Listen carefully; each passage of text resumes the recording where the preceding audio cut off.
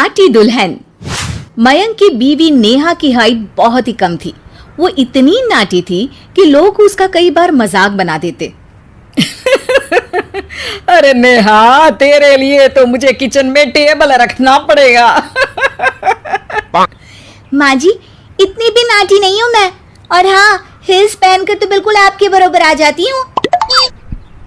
अरे तेरे पापा ने महंगी कार का लालच दे दिया, वरना तो मेरे बेटे के लिए लंबी लंबी लड़कियों की लाइन लगी थी। क्या बताऊं तुझे, कटरीना फैल थी उनके सामने। पर माँ जी, आपका मयंक भी तो हाइट में कौन सा अभिषेक बच्चन की तरह है जो कटरीना मिल जाती। वैसे भी मेरी और इनकी जोड़ी तो राम सीता की जोड़ी है, राम सीता की। एक दिन सभी खाना खा रहे होते हैं, तभी माँ, दाल बहुत अच्छी बनी है, जरा और देना। रुको जी, मैं लेकर आती हूँ, किचन में है, वैसे भी मैं खड़ी ही हूँ। ये सुनकर सास हंसने लगती है। तुम खड़ी हो या बैठी, एक जैसी ही लगती हो। बस कीजिए जी, अभी हिल्स नहीं पहनी है, वैसे भी हिल्स पहनती हूँ तो आपके बराबर ही लगती हूँ। एक दिन नेहा सब्जी लेने बाहर निकलती है तो पड़ोसन कहती है, अरे देखो देखो कितनी नाटी है, मयंक तो दिखने में अच्छा है, हाइट भी ठीक ठाक है, फिर क्या जरूरत थी ऐसी नाटी बहू लाने की। दहेज बहन, दहेज, अंधे हो गए थे पैसों के पीछे, अब करे जगह साई। दोनों की बात नेहा सुन लेती है और उसे बहुत गुस्सा आ जाता है। आंटी जी, एक बात बताओ, मेरे पापा के पास पैसे हैं, उनको अच्छी लड़की की तलाश थी, ये पसंद आए और शादी हो गई, इसमें मेरा क्या कसूर है जो आप लोग मुझे सुना रही हैं? अरे नहीं नहीं नेहा, हम तो तेरी सास की बात कर रहे थे कि कितनी लालची औरत है। देखिए, वो लालची नहीं है, हाँ, उनकी कुछ शौक है जो वो अपने बेटे से पूरा करवाना चाहती है, और देखा जाए तो उसमें उनकी गलती भी क्या है भला। अगर इन्होंने मुझसे शादी की है तो जरूर कुछ न कुछ तो अच्छाई नजर आई होगी ना। और अब ना तो मैं आपकी बहू हूँ और ना ही आपके रिश्तेदारों को मुझसे मिलना है, फिर ये बात समझ नहीं आई कि आप इतना परेशान क्यों हो रही हैं। ये बोलकर नेहा वहां से निकल जाती है। नेहा, चलो तैयार हो जाओ, हम लोगों को एक पार्टी में जाना है। नेहा तैयार होकर पार्टी में जाती है, जहां मयंक का दोस्त उससे कहता है, अरे मयंक, तू लकी है यार, तेरी बीवी की हाइट इतनी कम है कि तुझे बच्चे की जरूरत ही नहीं है, भाभी ही बच्ची जैसी है। और मयंक, मेरी बीवी इतनी कम हाइट की हो ना तो मैं तो घर से बाहर ही ना निकलूं, कहीं फुदक कर चली गई तो लेने के देने पड़ जाएंगे। सभी नेहा पर हंसने लगते हैं। तभी पार्टी की जगह पर आग लग जाती है। अरे भागो यहाँ से, जल्दी करो, निकलो यहाँ से।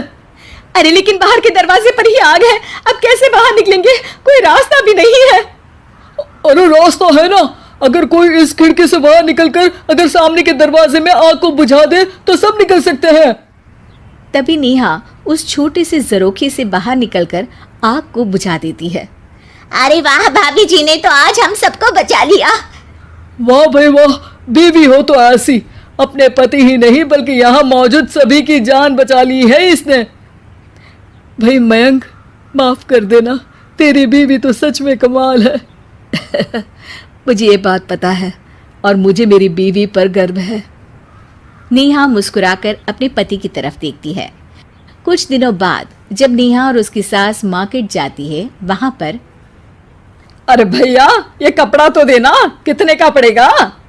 माता जी, ये तो बहुत महंगा कपड़ा है, लेकिन अब बस सिर्फ 2 मीटर ही बचा है, मेरे तो किसी काम का है नहीं ये टुकड़ा, तो आप 100 रुपया ही दे दीजिए।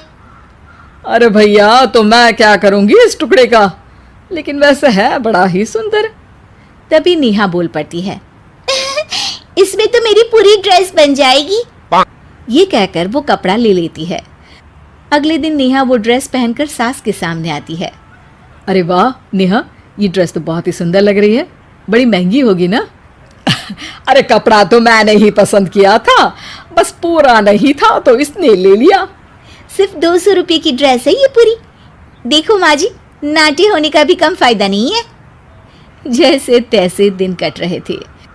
सास और पड़ोसियों के मजाक बनाने का सिलसिला चल ही रहा था कि एक दिन मोहल्ले से जोर जोर से आवाज आती है, हाय रे मैं मर गई, भगवान मैं क्या करूं।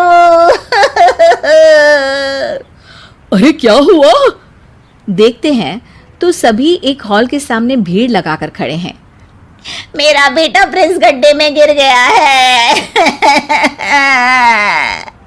पड़ोसन जोर जोर से रोने लगती है कि तभी वहां नेहा आ जाती है। रोइए मत, मैं प्रिंस को लेकर आती हूँ। ये बोलकर नाटी सी पतली सी नेहा गड्ढे में घुसकर बच्ची को बाहर ले आती है। अब क्या था, एक बार फिर नेहा के लिए पूरा मोहल्ला तालियां बजाता है। मुझे माफ कर दो नेहा, मैंने तुम्हारी हाइट का कितना मजाक उड़ाया था। कोई बात नहीं मौसी, प्रिंस ठीक है, ये बात है।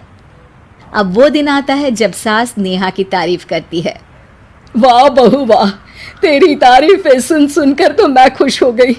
आज तो तूने ये साबित कर दिया कि समाज में इंसान अपने रंग रूप और लंबाई चौड़ाई से नहीं बल्कि साहस और हौसले से काबिल कहलाता है। मुझे माफ कर देना बेटा।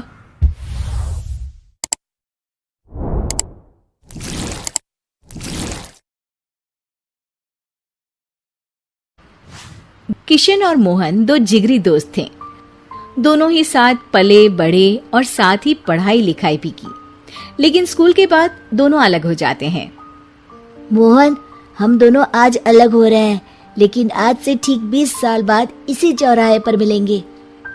दोनों एक दूसरे से वादा करके अलग हो जाते हैं। किशन दूसरे शहर में आगे की पढ़ाई करने चला जाता है, तो मोहन अपने पिता के साथ उनकी दुकान में हाथ बटाने लगता है। पिताजी, मैं भी किशन की तरह दूसरे शहर में पढ़ने जाना चाहता हूँ।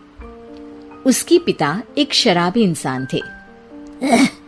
अरे बेटा, तू क्या करेगा शहर जाकर? अरे पढ़ाई करने के बाद किसी की ऑफिस में नौकरी है ना। अरे वो तुझसे ढेर सारा काम करवाएगा और बदले में 4 अठन्नी पकड़ा देगा। तो राजा है राजा, अपनी दुकान में बैठ बच्चा। पर पिताजी, ये गल्ला तोलना मुझे अच्छा नहीं लगता। अरे इसी गल्ले को तोल तोल कर तो मैंने तुझे पढ़ाया लिखाया, इस लायक बनाया, और आज तुझे ये गल्ला तोलना अच्छा नहीं लगता।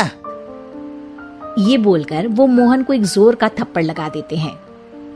मोहन को थप्पड़ से गुस्सा आ जाता है और वो घर छोड़कर चला जाता है। 1-2 दिन भूखा रहने के बाद मोहन को पिता की बात याद आती है। ऐसा कौन सा काम है जिसमें खुद के लिए मेहनत करना और ज्यादा से ज्यादा पैसा हो? वो सोच में पड़ जाता है कि तभी उसे घोड़ों की आवाज आती है। वो एक पेड़ के पीछे छुप जाता है और जहां देखता है कि डाकू कैसे एक चादर फैलाते हैं और उसमें ढेर सारे सोने के गहने डाल देते हैं। डाकुओं का सरदार बोलता है, चलो, एक दिन मेहनत की, अब बाकी के महीने राजा बनकर गुजारेंगे। सारे जोर जोर से हंसकर वहां से निकल जाते हैं। अरे वाह, ये तो सच में बड़ा ही अच्छा बिजनेस है। फिर क्या था, मोहन ने छोटी मोटी चोरी का काम शुरू कर दिया। कभी किसी की चेन खींच लेता तो कभी किसी की पॉकेट मार लेता। उसे इस काम में मजा आने लगा। वाह, ये तो अच्छा काम है। पिताजी ठीक कहते थे, कुछ नहीं रखा पढ़ाई लिखाई में, सारा वक्त पढ़ो, फिर किसी और के लिए काम करो, और महीने के अंत में वो पकड़ा देगा 4 अठन्नी। ना बाबा ना। धीरे धीरे समय बीतता जाता है और मोहन जाना माना चोर बन जाता है। लोग उसके नाम से कांपते और कोई भी पुलिस वाला उसे पकड़ ही नहीं पाता। सभी उसका चेहरा पहचानते, लेकिन वो कहाँ रहता है ये किसी को पता न था। फिर एक दिन वो भी आ जाता है जब मोहन को किशन से मिलने का दिन याद आता है। ओह, 20 साल बाद आज ही का दिन है जब मुझे अपने यार किशन से मिलना है। और फिर वो उस शहर में जाता है और चौराहे में खड़ा हो जाता है। काफी समय तक वो अपने दोस्त का इंतजार करता रहता है, लेकिन वो नहीं आता। मैं भी पागल हूँ, किसे 20 साल पहले की बात याद होगी। कुछ देर इंतजार करने के बाद वो वहां से जाने लगता है कि तभी सामने 2 पुलिस वाले आ जाते हैं और उसे गिरफ्तार कर लेते हैं। मोहन को आश्चर्य होता है कि उन लोगों को मोहन का पता कैसे चला। अब सुनो, तुम लोगों ने अब मुझे पकड़ ही लिया है, तो क्या मैं जान सकता हूँ कि तुम लोगों को ये कैसे पता चला कि मैं यहाँ आने वाला हूँ? उसमें से एक पुलिस वाला मोहन को एक लेटर देता है। मोहन लेटर खोलता है जिसमें लिखा होता है, मेरे जिगरी दोस्त मोहन, मैं जानता था आज दुनिया यहाँ के वहां क्यों ना हो जाए, तुम यहाँ मुझसे मिलने जरूर आओगे। आज मन था कि मैं तुम्हें गले लगा लूं, लेकिन फर्ज की दीवार सामने आ गई। 20 साल बाद तुम एक मुजरिम के रूप में मेरे सामने खड़े थे। माफ करना दोस्त, देश के प्रति मेरा फर्ज मेरी दोस्ती के आगे छोटा पड़ गया। मोहन की आंखों में अब आंसू थे। वो चुपचाप वहां हाथों में हथकड़ी बांधे चला जाता है।